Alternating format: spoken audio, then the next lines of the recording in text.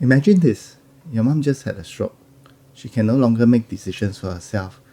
You go to the bank to help her to manage her finances, and the bank turns you away. Why? Because your brother was appointed her donee 2 years ago through an LPA, and nobody told you. This is not hypothetical. This happened in Singapore, and it was reported in the Straits Times just last week. And today, I want to talk about why it happens and how your family can avoid it. Hi, I'm Han Wei, a financial advisor specializing in retirement and estate planning here in Singapore. And if you're watching this, you probably care about making sure your family is protected, not just financially but legally when the time comes. So let's talk about LPAs, specifically Form 1 versus Form 2, because most people get this wrong and it can cost your family everything. According to the Ministry of Social and Development, there are 400,000 LPAs made in Singapore as of 2025. That sounds like a lot of people doing the right thing, and it is. Making an LPA is one of the most important things you can do in your estate plan. But here's the problem. The Office of Public Guardian received about 40 misconduct by donees in the past 3 years, and lawyers say the real number of disputes, the ones that don't reach the courts, is far higher. And because most disputes don't start with fraud, they start with a blindside. Someone finds out for the first time that an LPA exists at the worst possible moment, when the donee has already lost capacity, when it's too late to ask questions, when family relationships are under strain. That's where things get ugly. Now, there are two forms of LPA in Singapore, and understanding the difference is critical. Form 1, this is the standard form. It is free. It accounts for about 98% of all the LPAs made in Singapore. Free sounds good, right? But here's what you're getting. Form 1 grants broad general powers to your donee.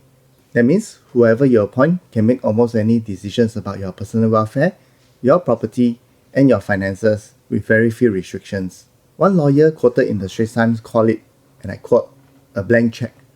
A lot of it is left in the hands of the donee.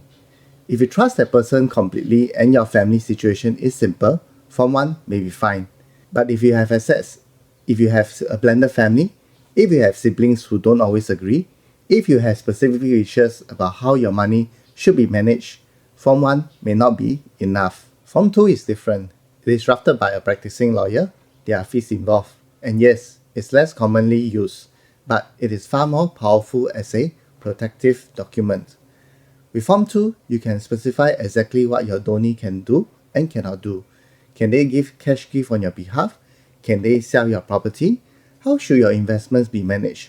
What care do you want? What care do you not want? These are questions most people never think about until it's too late to answer them. Form 2 forces you to confront these questions while you still can. And here's the thing both lawyers quoted in the Straits Times. They said, Form 2 can help reduce family conflict significantly because there's less room for interpretation, less room for one family member to say that's not what mom would have wanted. But here's what I want you to take away from all this.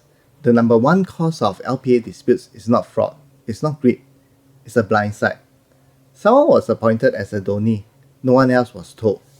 And when the LPA was activated, when it actually mattered, the rest of the family found out for the first time. And that moment of shock, that feeling of being excluded, that's what turns into suspicion. That's what turns into legal battles. That's what tears family apart. The fix is not complicated. It costs nothing. It's a conversation. Tell the people who matter, and not just the people you're appointing. Tell the people who will be affected. Tell them who you've chosen.